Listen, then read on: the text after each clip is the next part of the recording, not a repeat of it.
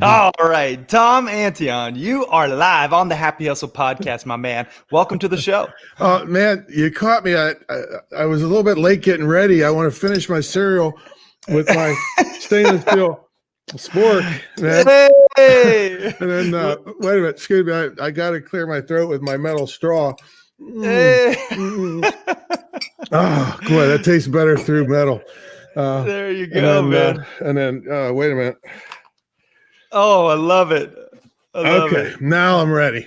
Now you are a happy hustler, my man. I'm the happiest hustler today. I got my cereal with my metal spork, and I got my drink with my metal straw, and I got my sun protection here, and I'm a happy hustler. Yeah.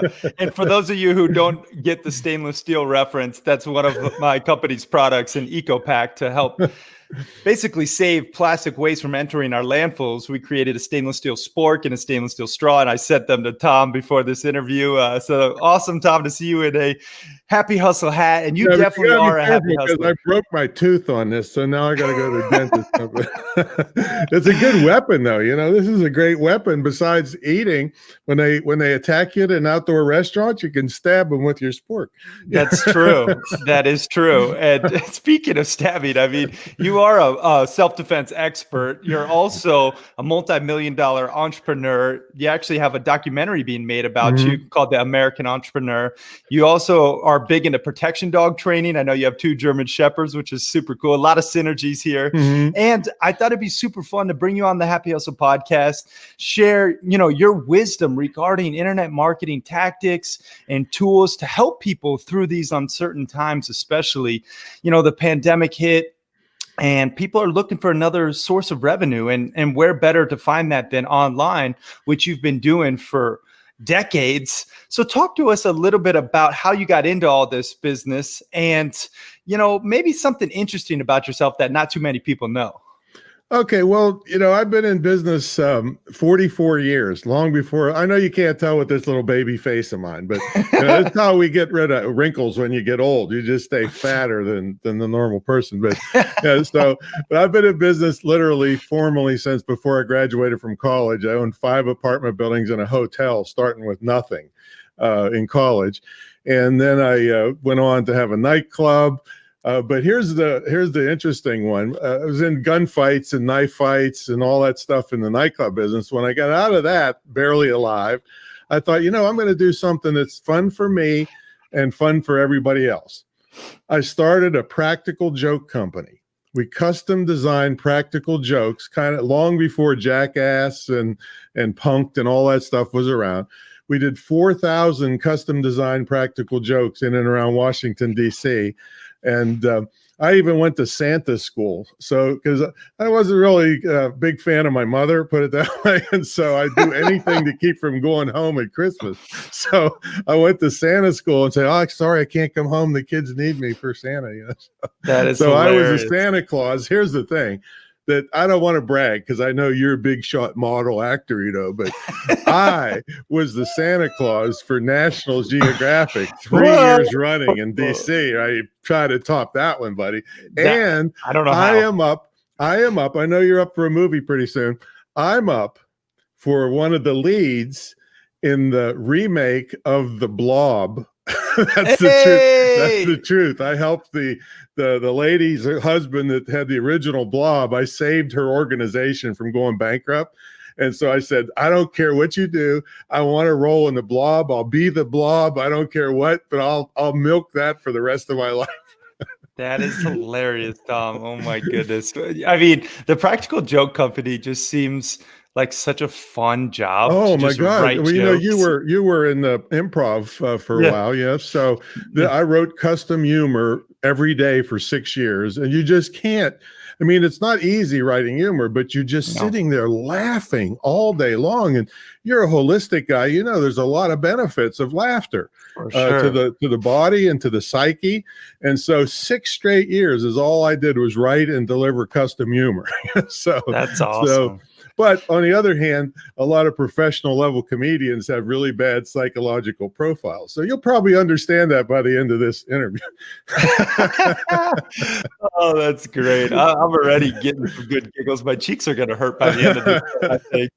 But Tom, I do want to get into your expertise, which is internet marketing and creating digital companies. Talk to us a little bit about what led you into this industry, and what was like your first aha moment when you were like, wow, I can actually make money online? And what was that product? Yeah, I mean, I remember that vividly because I was already, when I got out of the practical joke business, I was always thinking there's something bigger out there for me, and it ended up being professional speaking. So I've done 3,000 events in 12 countries around the world. And so I was a very accomplished professional speaker. This was in the early 90s. And the commercial internet came along in 1994, the World Wide Web. The internet was around, but not the commercial part of it. So, so at the time I was selling, you probably don't even remember, cassette tapes, you know? Oh, yeah. So I was selling all products, books and tapes and CDs and things like that. CDs came after the tapes. And then when I started hearing scuttlebutt of this World Wide Web, I'm thinking, you mean, I mean, it was hard enough to sell stuff across the street in those days, let alone around the world from your desktop. So I thought, I'm going to figure this out because this is really a great, I just love this idea because I've never had a job. My podcast is called Screw the Commute, and both of you and I live a lifestyle that it sounds like it's BS because we do so many things because we're not sitting in traffic making somebody else rich, you know? So, so I saw this come along, and so it was 1994. And for 2 years, I tried to figure it out. Day and night in between my speaking career, I was trying to figure this out, didn't make a nickel. And then I got good training from a guy named Corey Rudel back in 1996. He was kind of the 30-year-old grandfather of not professional speaking, but internet marketing, making $5 million a year from his apartment.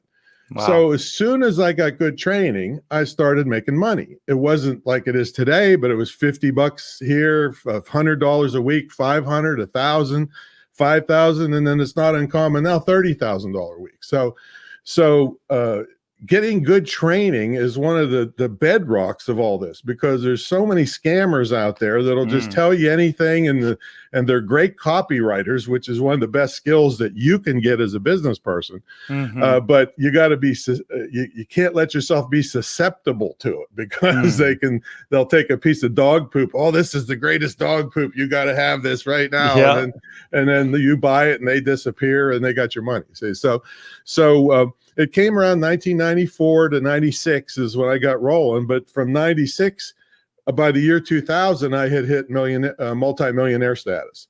So there's no limit to what you can do online, only by your own, creativity and your own work ethic. So that's been, I'll do anything to avoid working for a living, put it that way. So having, being able to go to your computer and have money come in every morning. I mean, it just, it sounds unbelievable and BS, but you and I both live this kind of life, and so do tens of thousands of other people. And it can be for your audience too, if they apply themselves and get the knowledge. Yeah, I love that. It's so true. I mean, being able to just work for yourself without having to commute. That's why I love your podcast. I was recently on it, the Screw the Commute podcast. Super awesome show. And I love that you actually give tangible takeaways on how to create, online multi-million-dollar businesses.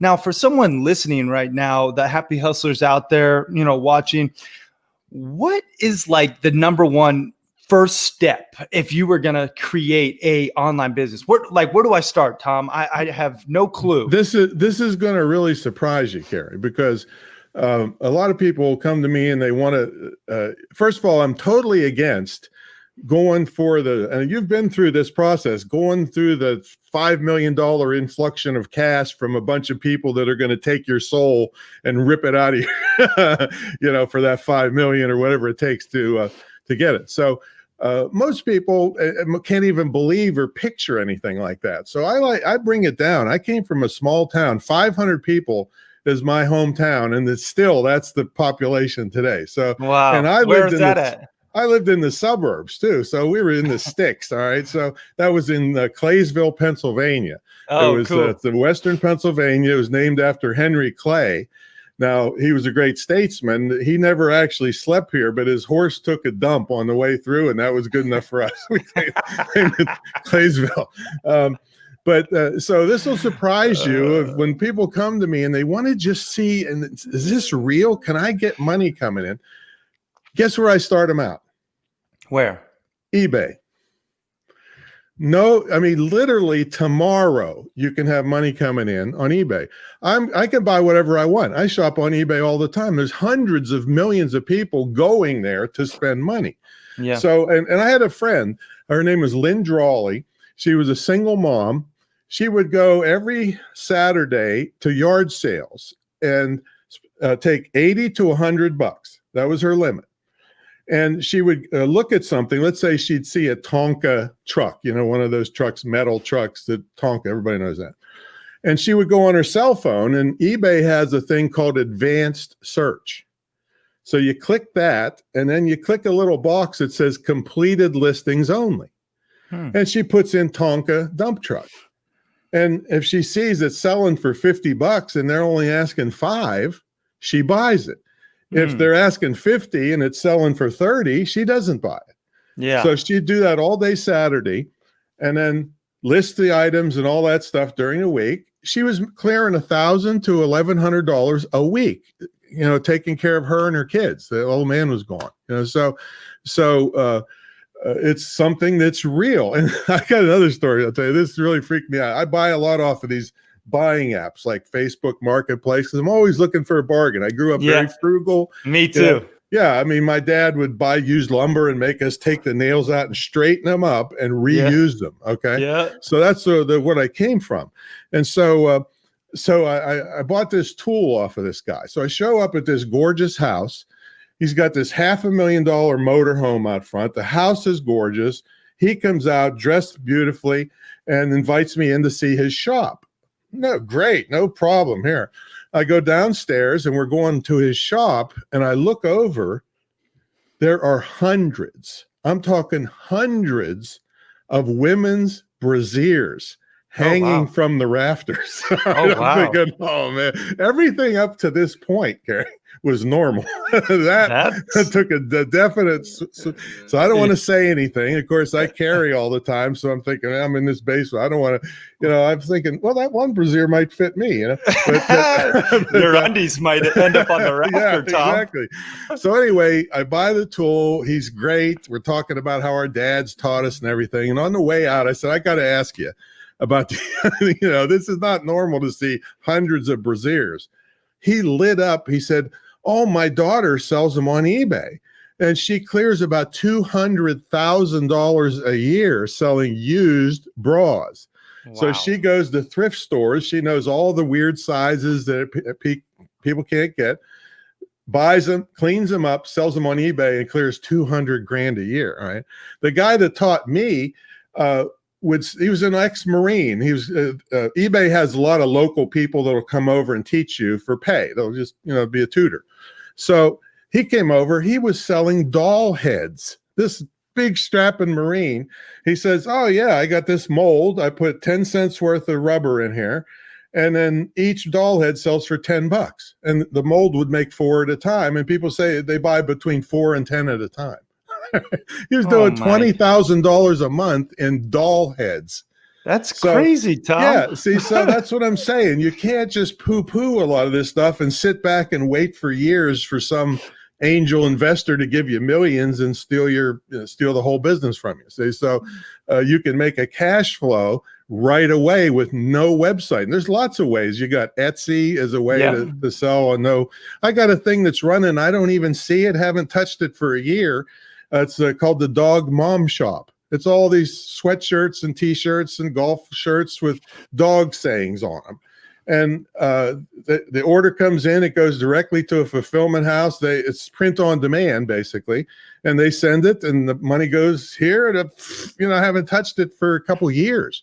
So those are all kinds of things that are available. So don't shoot for the unique idea, that nobody's heard of before, because you got to have millions to promote an idea that nobody's heard of. See? Yeah. Jump in right over there. You can't see it, but there's a 6-foot banquet table stacked 3 feet high with tennis videos. I'm a tennis nut. And in fact, and so I have a website called fatsotennis.com. Oh my It's gosh. the That's hilarious. tennis site for overweight and out of shape people who love tennis. Right? That is hilarious. And so one of the things I teach is how to make your hobbies tax deductible. So I'm a tennis nut. So by doing this, I have the dubious distinction, and I think you're going to help me with this, as we talked about your biohacking, but I don't want to ruin my image as the fattest tennis player in the world, but I might be willing to give it up if I can live a little bit longer. So I created a DVD on how fat guys like me, see, I go to the club, Roger Federer is not there. Maria Sharapova is not there. It's a bunch of fat asses like me that are there.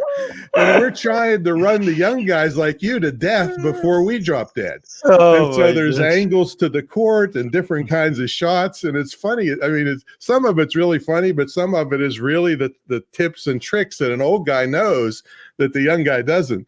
But one of these things, a tennis racket, right? You hold it like this and the racket's here and the butt's here, right? Yeah. So there's actually a thing. This is really pitiful for a guy like you that's holistic and has no 2% body fat. So it's a suction cup you put on the bottom. And then you can go down and push it on the ball so you don't have to bend over to pick the ball. Now that's creative. I mean, Tom, that's really what I take from all those stories is how creativity can set you free and actually create income online. You mentioned eBay being a great starting place where you could basically arbitrage items, buy low, sell high. Yep. I mean, you could talk about how you created a dog mom shipping and fulfillment center of printing on demand, the doll heads that the Marine created. There's so many unique creative ideas out there. So all the happy hustlers out there listening, just think about how you can get back to the basics, stay, simple in your approach and figure out what you could sell that people actually could benefit from, right? There you go. Like metal straws. Like metal straws. I mean, there's a lot of product market needs right now, and especially through this crisis, more and more people's problems are going to need a solution. Uniquely. And the media is making the market for you. Yep. By talking about all the landfills and all the throwaway stuff and everything. And so you're getting free publicity for nothing because of just jumping on the market. Yep, exactly. And that's what I think is super interesting about online business in general is you actually can create something scalable where you set it up once, like you have done with your printing and fulfillment, dog mom business, and you can just set it up once and make money for the rest of your life. And that's why I think internet marketing and creating a digital business is one of the best tools for everyone out there listening. And that's why I'm so passionate about it. And that's why I wanted to bring you on, Tom. Talk to us a little bit about that next phase. Let's say you are starting to make some money online. Let's say maybe the happy hustlers out there, they have either a coaching business or a product that they sell. And, maybe they're looking to scale it. They're looking to pour a little gasoline on the fire. How can they best leverage internet marketing strategies to do so? Well, first of all, this is a digital world now. Now, when I first started teaching this, no, it wasn't all digital. It was DVDs. And you can still sell DVDs to certain markets and things, but now it's digital. So your products are 97% profit. And Carrie, you got to really try to screw up at 97% right. Profit. Okay. As long as there's a demand for the product. Again, you don't have to have something unique. The reason I brought tennis up is there's already a demand. Tennis nuts buy everything there are on tennis. I got 8 different DVDs on how to serve. And each DVD is probably 90% the same as the other one, but I'm looking for that little edge, so, yeah. So you don't have to have anything earth shattering to make money. And the first place I start people is an ebook, and people say, "Oh, I can't write." Doesn't make any difference. I know a guy that can barely introduce me when I'm on stage and has got 14 bestsellers. Can't read. He's dyslexic. Oh, So wow. so forget that. You got English teachers that are desperate for extra work, and you don't have to worry about it. You just have to come up with the idea. So I was at a 4-hour layover at McCarran Airport in Las Vegas and wrote an ebook that has brought in so far $3.6 million. And Wow. it's a free ebook. All right. Now talk about BS. That sounds like total Yeah. BS, right? Well, Yeah. let me explain to you how it works. First of all, you have to understand the concept of affiliate marketing. So affiliate marketing means that I recommend Carrie's product and then he gives me a commission. So that's a one-on-one affiliate. But let's say Carrie's got a biohack of the month club or something like that, and it's $30 a month. So I recommend somebody to your biohack of the month club, and you give me $10 for each person that I refer. That's the first month, right? What happens the second month? That person pays their $30 and you give me another $10. The third month, same thing. Well, how many times did I promote it? Once. How many times do I get paid? Forever, as long as they stay in the program. Multiply that by 1,000. So I'm sending you 30, enormous amounts of money, and you're sending me back enormous amounts of money. So that's what happened with this ebook. It was a free ebook that I taught you how to do something, but you couldn't do it unless you had the tool necessary to do it. And I would make $600 a year as long as you kept the tool. Well, some people have kept it 15 years or more. See? So this is my philosophy: work, get paid, paid, paid, paid, paid. So when you create intellectual property like that either sells your stuff directly or refers to an affiliate product that's called a residual affiliate product, if it keeps paying every month or every year, then that's a way to create what I call an insurance policy for your family. See, because if I don't do all these biohacking things you tell, I'll be like in a hospital bed somewhere, but money's still coming in. At least I got that going. Right. That's a great point though, Tom. I love that breakdown of how you made $3.6 million from one free ebook that you created in 4 hours of your time. So, I just think about how people potentially maybe mind blown from that one statistic. But when you break it down, using affiliate marketing to help grow, your customer base and help leverage other people's lists. I know one of the most valuable things out there online right now today is creating your own email list, having people on a list that you own, because you don't own your Facebook friend traffic. You don't own Instagram traffic. You don't own YouTube or Google ad traffic or any of it. What you do own is your email list. So talk to us about I keep my energy up. Yeah, there you go. The fake cereal bowl. We'll have to put that in your highlight reel. So talk to us about how you have grown your email list and some of the strategies to do so. Okay, well, I've been around a long time, so it was much easier when I first started to get people to give you their email address because it was novel in 1994. Nowadays, you almost have to pay somebody to and really give them a lot of value to get them up your email list. But so I tell people, you got to get serious about this. That means you use pop-up boxes, and I don't care what you like about pop-up boxes or you hate them or whatever, they work. Just for instance, I got rich on public speaking, so everybody hates public speaking. I was selling, public speaking books and CDs and courses and all this stuff.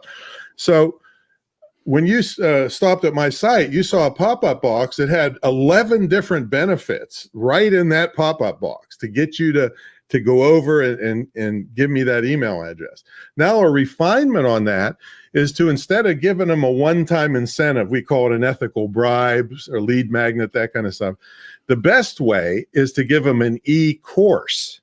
And the reason that's the best way, because a lot of people, and me included, have throwaway email addresses. If we just want to get your freebie, we put the throwaway email address in, and then we never check that. We never see any of your other stuff, see?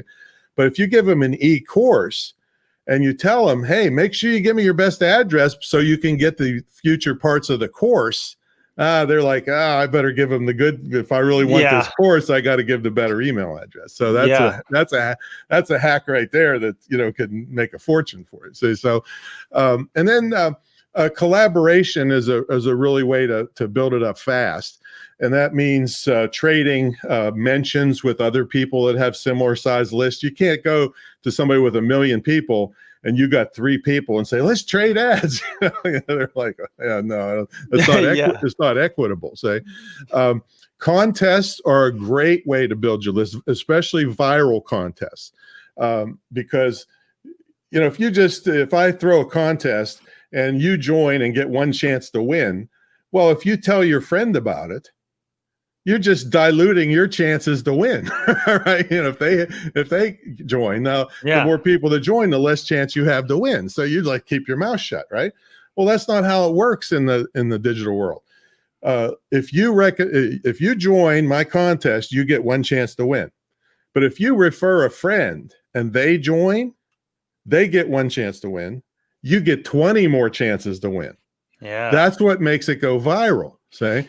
And so you could build hundreds, thousands really with a good contest. Now, you got to be careful in a contest to the prize must be exactly in line with your target market. You don't want to give a cash prize or an iPad or an iPhone because people will just join and either win and then unsubscribe or lose and unsubscribe because they don't care about you. They just wanted the prize. So make sure the prize always lines up. And then use software that puts this viral aspect, and you can get hundreds and hundreds starting from nothing.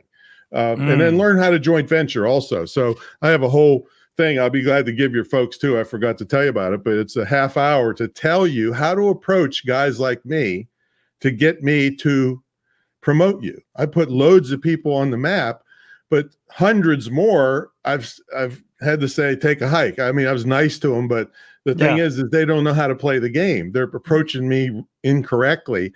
And if you learn how to do that, you can get put on the map like overnight. Somebody, if you approach a guy that's got a big list right away, doesn't have to be equitable in this case. You can have 0 people on your list.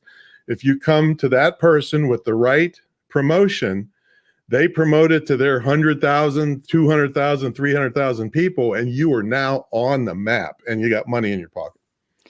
I love those points right there, Tom. So joint ventures are one of the go-to strategies to grow your list.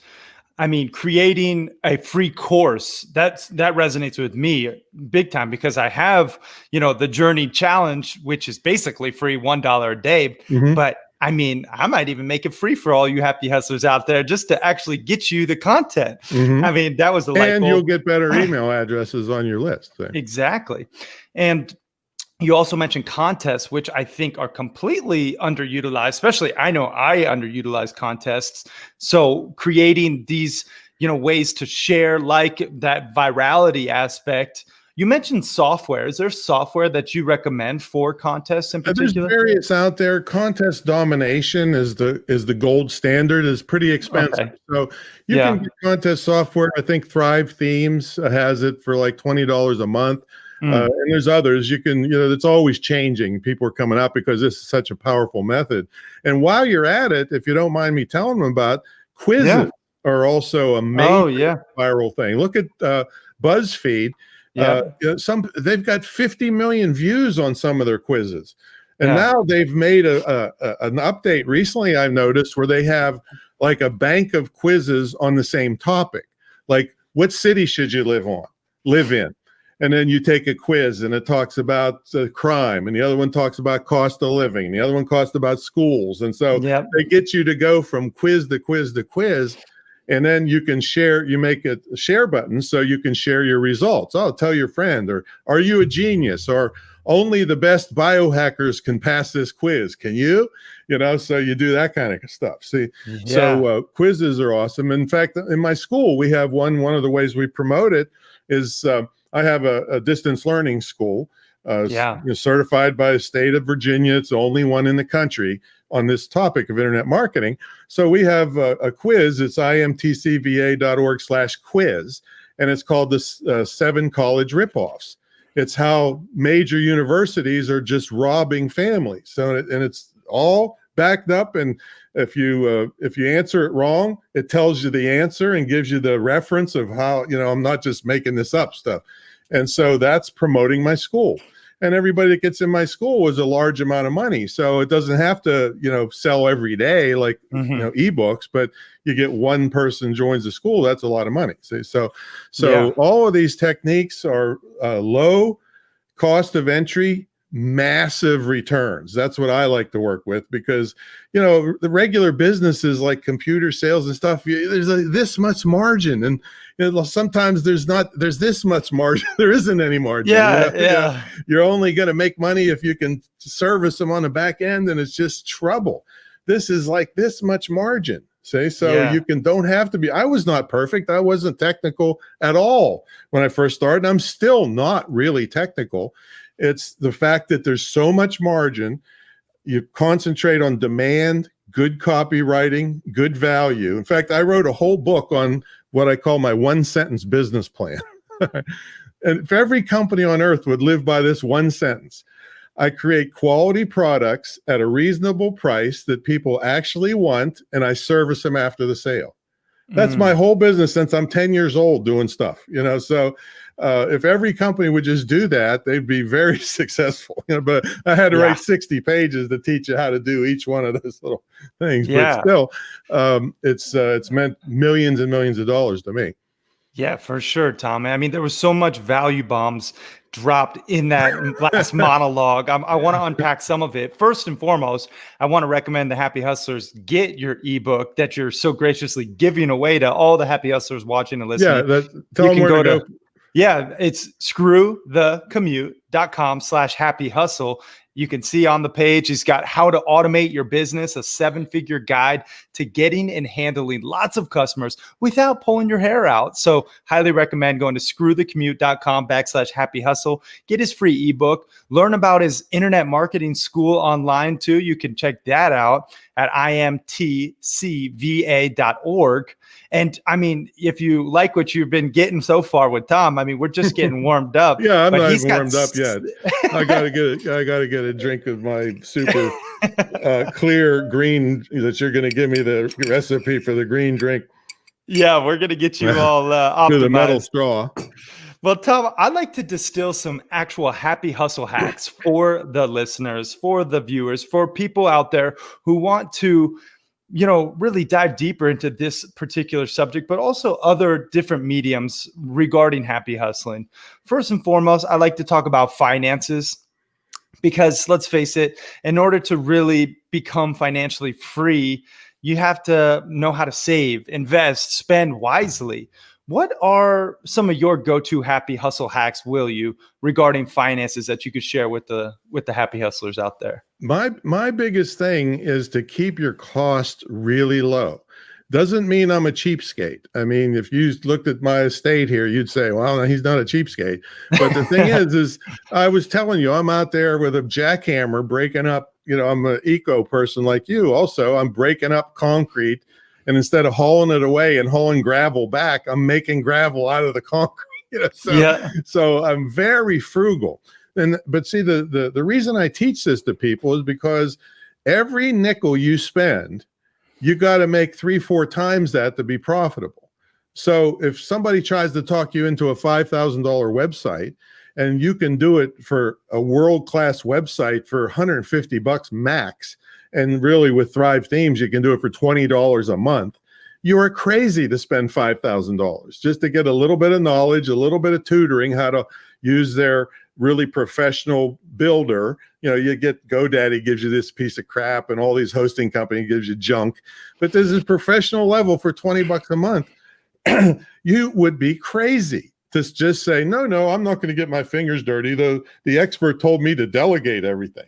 No, you're delegating yourself into the poorhouse by listening to all these. So I told people, hire me as an expert to tell you to get another expert to tell you not to delegate. Right? Learn something, get knowledge. The more knowledge you have, also, when the time comes, you're so busy that you can't afford to do the website yourself.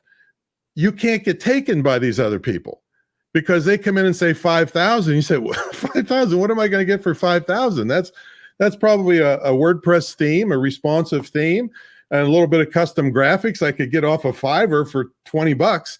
So why would I give you 5,000 for this? And then watch them just say, blah, blah, blah. They're like Elmer Fudd. They're like, oh, I don't know. Yeah. There is it's no so reason. true. And Yeah. just, what that point you just brought me up, I just had a call with a guy. He tried to sell me this whole repurposing your content strategy where he chops up all my podcasts and actually then makes them into 20 different clips. And I said, oh, you mean like my awesome editor in the Philippines that I pay, a nominal fee who does a fantastic job? I mean, you want me to pay 300 times roughly what I'm like, mind blown. People, you're right though, Tom. You have to acquire that knowledge first and foremost, and you have to know, all right, I got to keep my costs low, and I have to make 3 to 4 times whatever I am spending as a business owner, as an entrepreneur, in order to really make it, in order to be profitable. So great points there, Tom. In terms of, let's say, entrepreneurship, it's a loaded word. It's kind of a buzzword now. I feel like a lot of people, you have this new documentary, The American Entrepreneur, coming out. Talk to us about some of your happy hustle hacks for entrepreneurship and like really not becoming a statistic in a failed entrepreneur. Because I know a lot of people who start businesses fail. What are some tactics that you could share to actually succeed as an entrepreneur? Well, I have a mind hack I've been using for most of my life, in that I announce what I'm going to do long before I do it, because I'm going to be too embarrassed to not do it and be just called a dreamer. Say, an entrepreneur that never does anything is a dreamer. Say, and I don't want that term. So I announced that I was going to start a practical joke company to the world. People say, you can't do that. Are you crazy?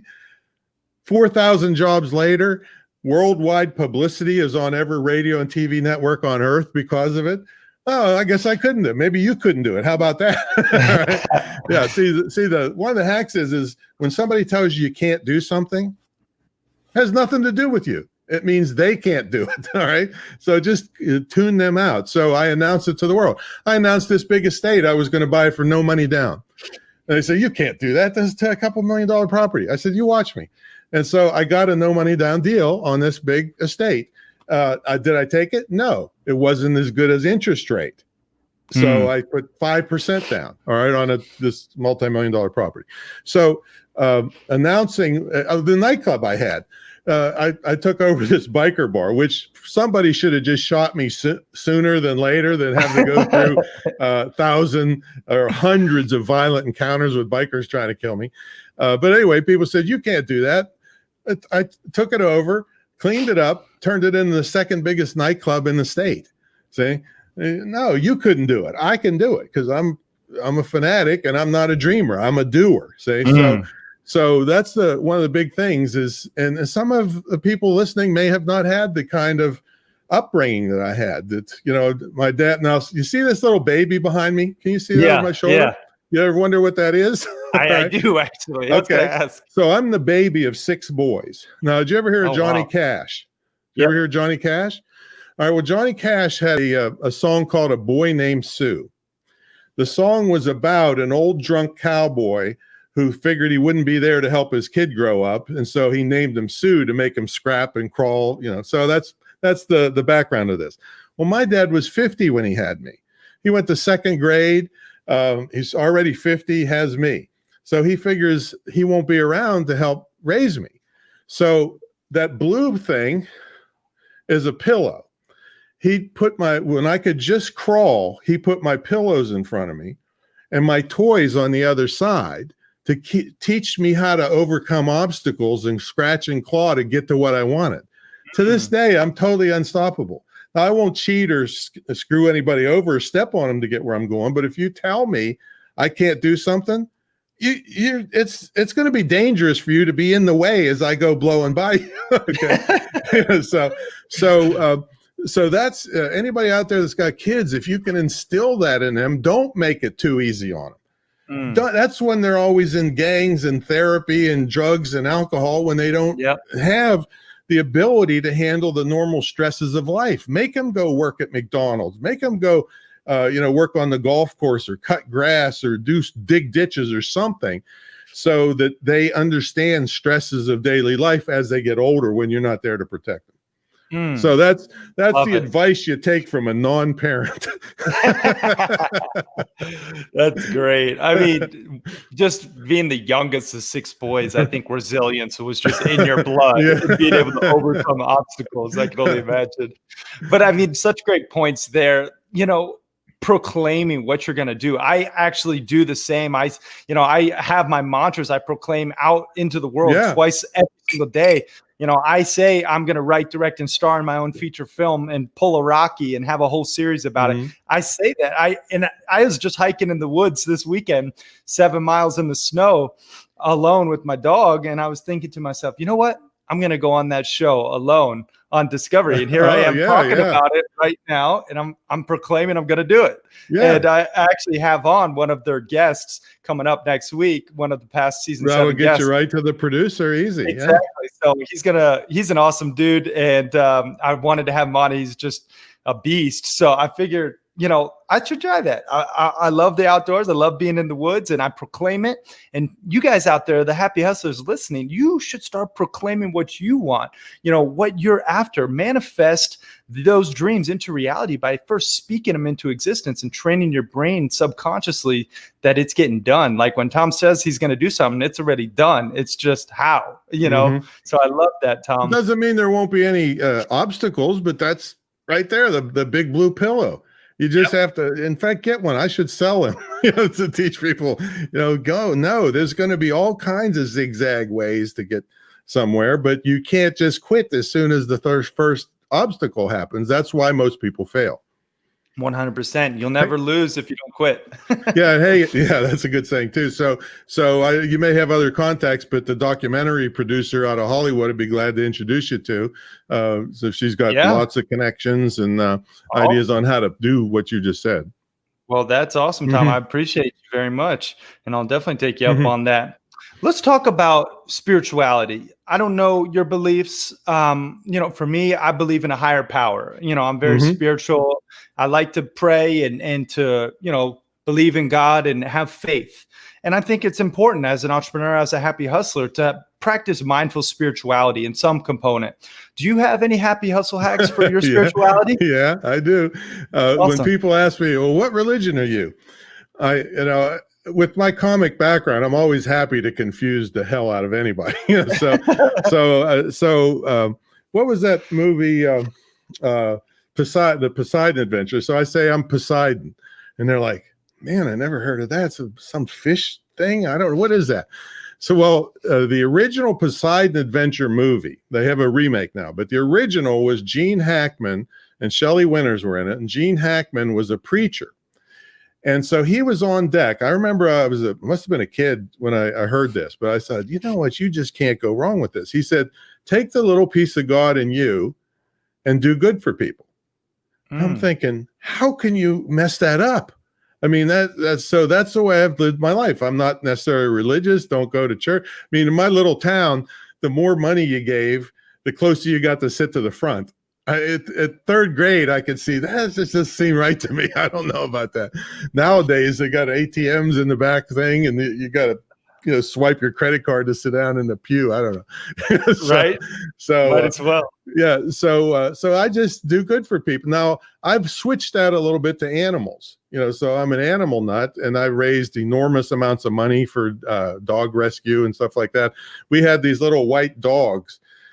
Before I got the German Shepherds, we were like real strict on the retreat center with no dog hair and everything. And so we had these Bichon Frise dogs. They're little white dogs, and they look like poodles. So everybody would say, oh, what a cute poodle you have. Well, the dog is thinking, well, it's getting a complex. Like, I'm not a poodle, I'm a Bichon. Right? I had to get a doggy psychiatrist and everything. So I started a website called IamNotApoodle.com. And we raised $24,000 for Bichon Rescue here in Southern Virginia. They had 17 dogs at the house, and these really selfless people were taking care of these dogs.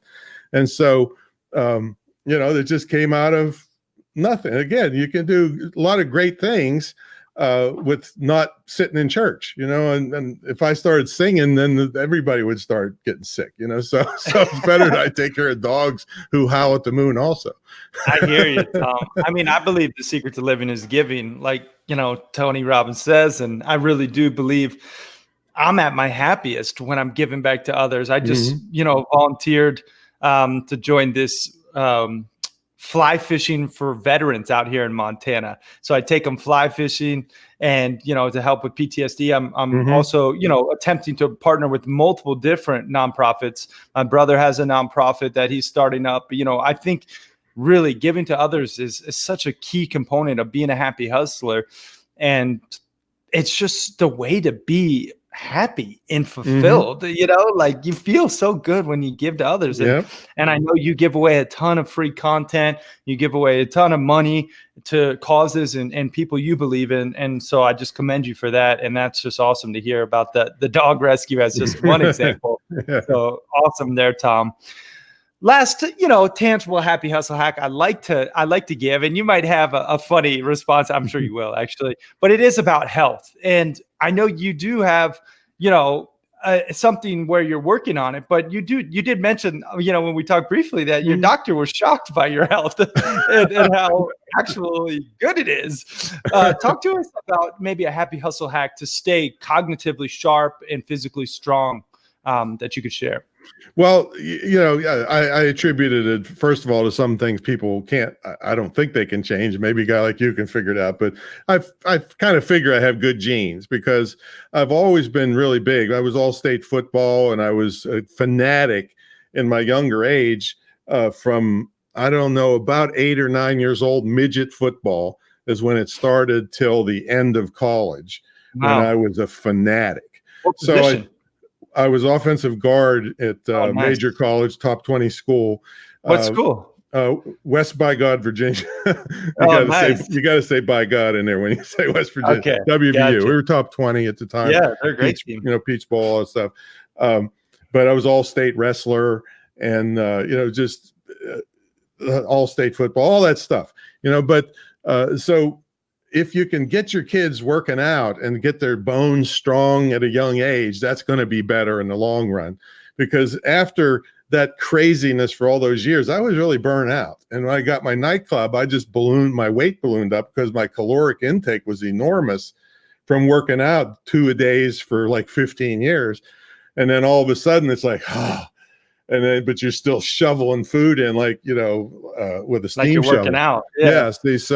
So that's been a problem with me. And the only success I've had is the keto diet because I tried everything else, but the knocking out the carbs has kept my mind really clear.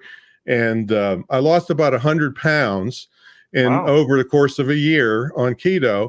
And then I got in this hunting accident and had to sit around for 6 months and kind of lost it back. So I'm back on it again and also do the intermittent fasting.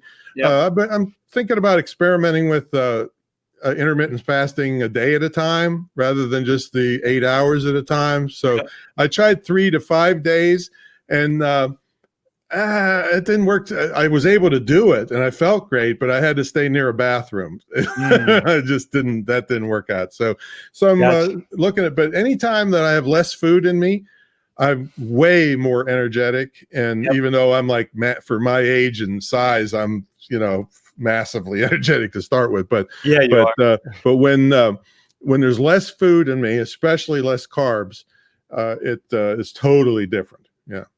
Got it. Awesome, Tom. I still want to see your green drink, but when I heard you say apple cider vinegar, I'm thinking, oh man, I'll give you the recipe. Tastes good. I don't know if I can handle it. You know what? Some of the things that you got to do for optimal health don't taste good or feel good. I got to say, like cold tubs never feel good. Oh my God. You know what I mean? But the benefits outweigh the costs. So. Well, where would if I find a tub that big for me? I don't know. Yeah, we'll build you one. We'll figure it out. Go down to the butcher shop, man. Right. Well, Tom, let's distill what we've learned in terms of, really marketing strategies and creating a digital business into like a tangible take home. Before we dive into the rapid fire round, what do you want the happy hustlers to take away from, your expertise about internet marketing and building a digital business. Okay, so main overall is keep your costs low. Learn as much as you can from people that are credible, that blazed the trail before you, so that you don't make costly mistakes, because it's too easy to go down a million different rabbit holes. And stick with digital products to start because of the profit margins. Like I said, I got a dozen ways here if I ever come back that tell you of ways to start with no website. So like I said, eBay is one. You want to do bras? Go ahead. Go ahead. People ask me, how much weight do you want to lose, Tom? I said, well, I just want to get down to a B cup. So that's it. Knowledge, cost low, announce your stuff, what you're going to do, high profit margins, and knowledge is the key. So that's a way to get started. There's a million different ways I could tell you how to do it, but if you don't do those things, none of the other ways matter. So true. Love that. Tom, I ask all my guests this. What was your first hustle? Can you recall? First thing you did for money? Oh yeah. I was selling advertising specialties at 10 years old, up and down the street of my little town that only had like 6 stores. So I would sell matchbooks and pens with their names on it. But I sold my first used car when I was 15. Didn't have even a learner's permit at the time. So I used to sell scrap copper. My dad was an electrician. He'd bring home copper. I'd take off the insulation and take it to the scrap yard for money. So those kinds of things. Anything, like I said, to avoid working for a living.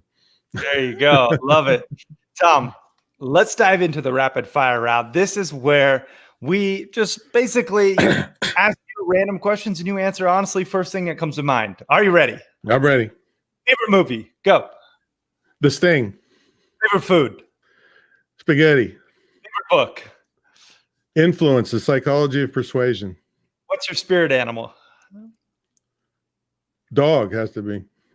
Best business advice? Don't delegate. Do you have a favorite cliche saying? Give me a topic. Oh, about what? Oh, anything. I was like, is that favorite cliche saying is, if a web designer was so great at making money with websites, would they be working for you? Right? If you could have one superpower, what would it be? Let's see. To be able to keep the women away a little easier. If you had your favorite weapon, what would it be? Because I know you're into martial arts. Your favorite weapon is your mind. Oh, that's good. One word you wish to be synonymous with your name for the rest of your life. Fair. Love it. And 3 things you're most grateful for. Happy hustle. Stainless steel sporks. and steel straws. No, so the pillow behind me that my dad did, my dad's work ethic, and his birds and the bee talk, which was like half a sentence. Oh my God, those are great. I'll tell you that offline. Right. Well, Tom, thank you so much for sharing your love, your light, your wisdom, and your resources with the happy hustlers out there. I want to remind people one more time, go check out Screw the Commute podcast and get a copy of that free ebook, screwthecommute.com/happy hustle.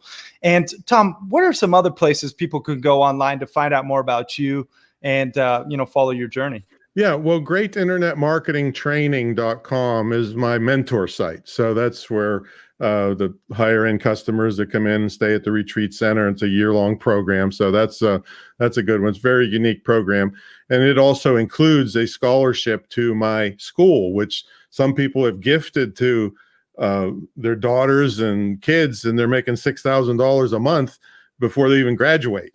So very powerful, nuts and, I'm all nuts and bolts stuff that really work. Know how to basket weave underwater and, all that kind of stuff they teach in college. Right. So, yeah. So greatinternetmarketingtraining.com is good. Screwthecommute.com is good. Awesome, Tom. Yeah, those are so great. Like I even put that in your bio. I was like, I love Tom for just being the straight shooter that he is regarding business. No BS. Just this is what it is. So you guys check that out. I got to brag about one of my students. The first kid, I had to do a whole segment on recruiting young geeks and propeller heads, I call them, to help you. My first one just sold his third startup. You ready? You're sitting down, right? $340 million to Viacom. You can look it up online. He sold Pluto.tv. That was his third startup to Viacom for $340 million, and wrote an article in Forbes about how I got him started. So I'm very proud of him. Yeah. That is awesome. Wow. Hopefully you got a little commission. I told him next time I come to LA, you're buying dinner, buddy. Heck yeah. That's great, Tom. Well, you guys got to check it out. Screwthecommute.com. Check out the internet marketing training. It's imtcva.org. And Tom, final question. What does happy hustling mean to you? That means I only deal with people I like. And so I live my life. I get up when I want. I go to bed when I want. I do the things that I love, and you can still have loads of money coming in to finance the whole bit. And you can help other people too. That is great, Tom. Love it. Thanks again, man. This has been a blast. My pleasure. Thanks, guys, for watching and listening. Peace and love.